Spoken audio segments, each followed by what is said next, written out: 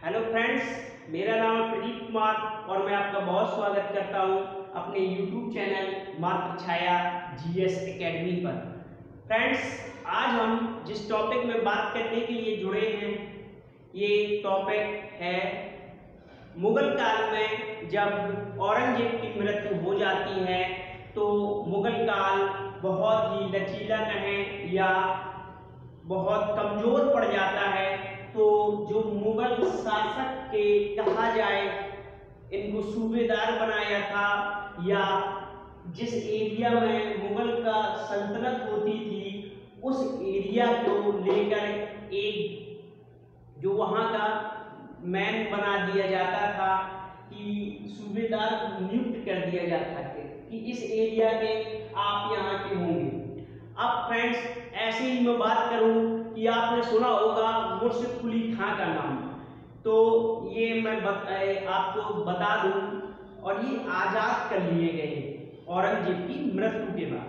तो फ्रेंड्स, मैं आपको मैप भी बना दूंगा और नीचे जो है उनको दिखा भी दूंगा कि ये कहाँ होंगे।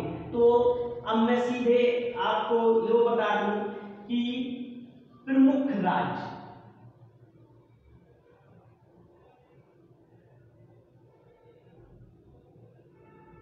प्रमुख राज्य एवं संस्थापक।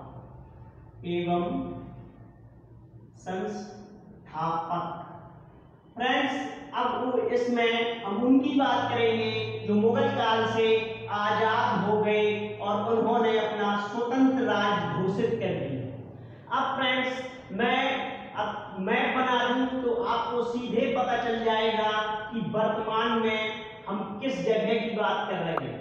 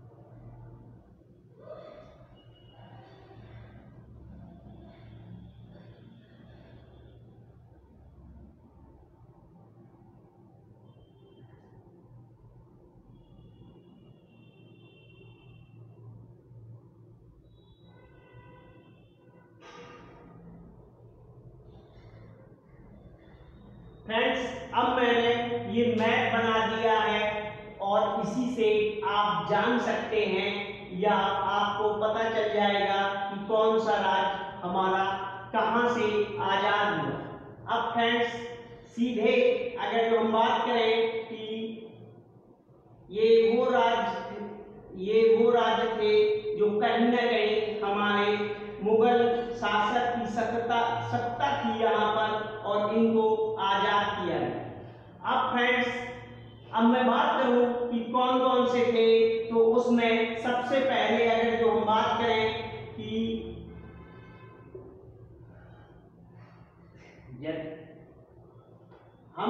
अगर जो बात करें कि आपने अब ये जो बंगाल है आज प्रेजेंट टाइम में अलग हुआ है।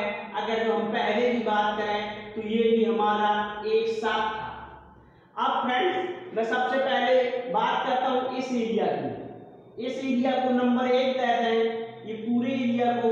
तो यहाँ पर बंगाल है और फ्रेंड्स, इसको जो आजाद किया इसने किया था फ्रेंड्स मुर्शिद कुली खां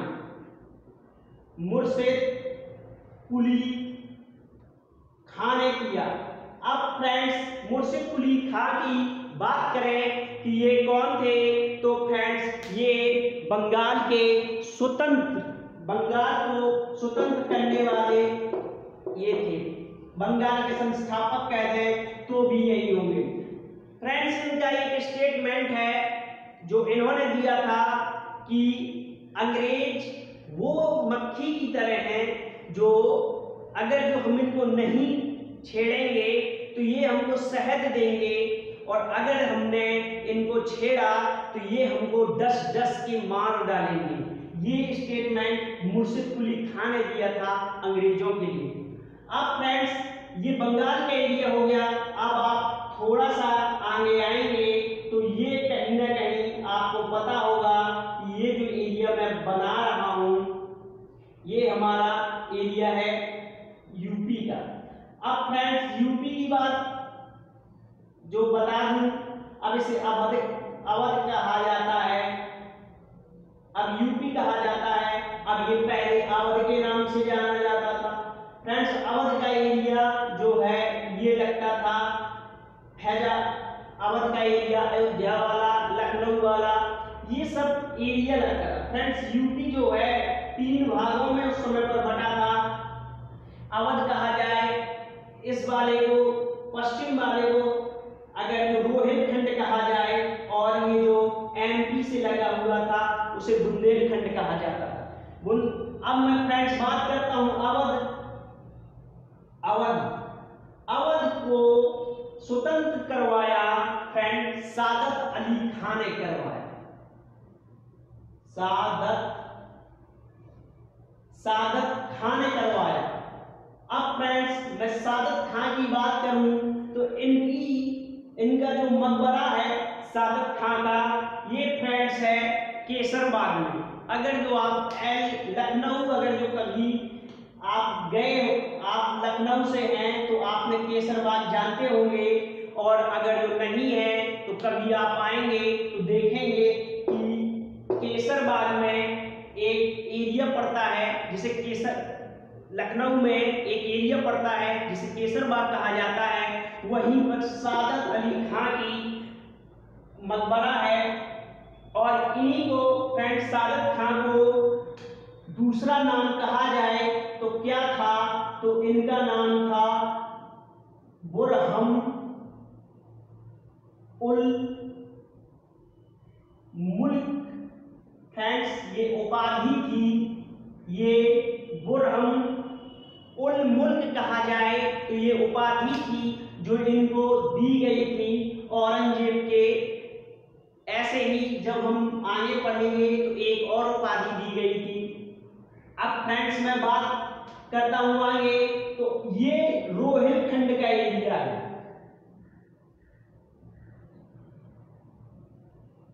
फ्रेंड्स, ये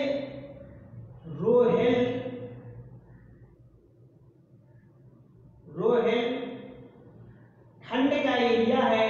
और फ्रेंड्स, इस रोहिलखंड को अगर जो आजाद कराने के लिए बात करें कि किसने आजाद करवाया, तो फ्रेंड्स रोहिलखंड को हम नंबर दे देते हैं तो आपको पता चल जाएगा।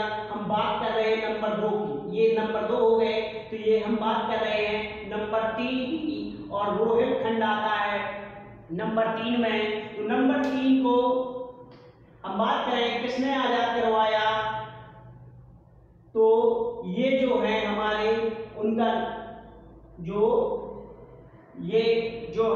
उनका नाम है फ्रेंड्स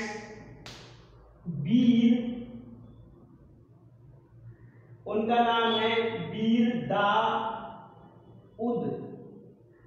दाऊद और अली मोहम्मद।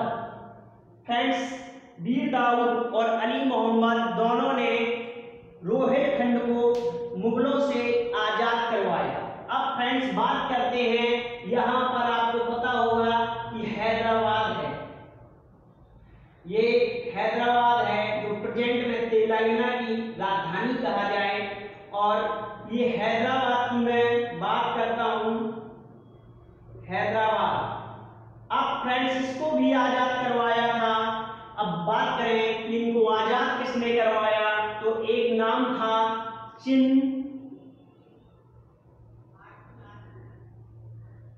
जिनका नाम था चिनकिलिज खां था। फ्रेंड्स, इनको दूसरी उपाधि तो दी गई थी निजाम उल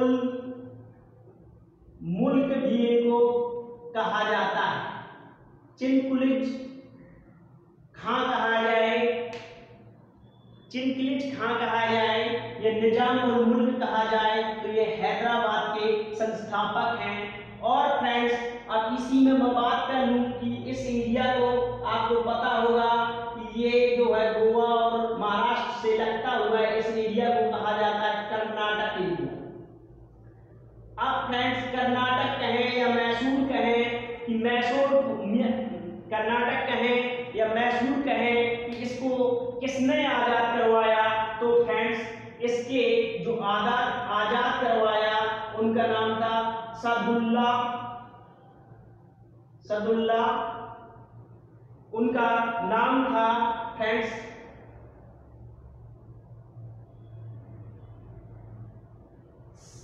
सदुल्ला। फ्रेंड्स, सदुल्ला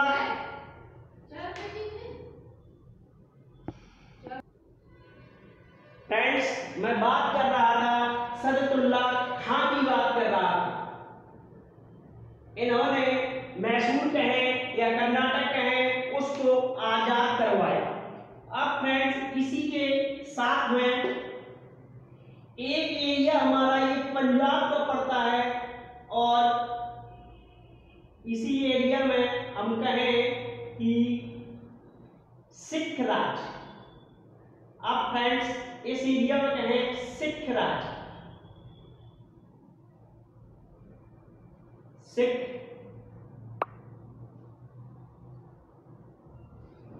ये सिख कहें। अब फ्रेंड्स, सिख राज की बात करें किसने आजाद करवाया, तो वो थे फ्रेंड्स बंदा बहादुर। फ्रेंड्स, ये सिख राज को जो आजाद करवाया फ्रेंड्स ये थे बंदा बहादुर। अब फ्रेंड्स, इसी में बात करें एक एरिया जो है फ्रेंड्स आगरा की बात करें, आगरा है, दिल्ली है, मथुरा है और राजस्थान का एरिया वर्तमान में कहें भरतपुर है, तो ये फ्रेंड्स था जाट एरिया।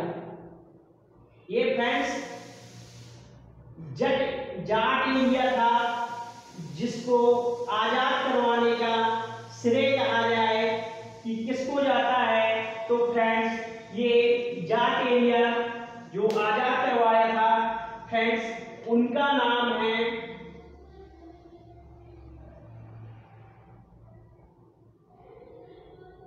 चुड़मन। फ्रेंड्स, चुड़मन एवं बदन सिंह, ये फ्रेंड्स दो लोग हैं जिन्होंने जाट एरिया को आजाद करवाया। फ्रेंड्स, इस क्लास में बस इतना ही। आप इसे देख लीजिए बार बार और इसे याद कर लीजिए, कहीं ना कहीं ये आपको पूछे ही जाते हैं। और फ्रेंड्स, इस क्लास में इतना ही। मिलते हैं कोई नए टॉपिक के साथ। फ्रेंड्स, देखने के लिए आपका बहुत धन्यवाद। Thanks friends.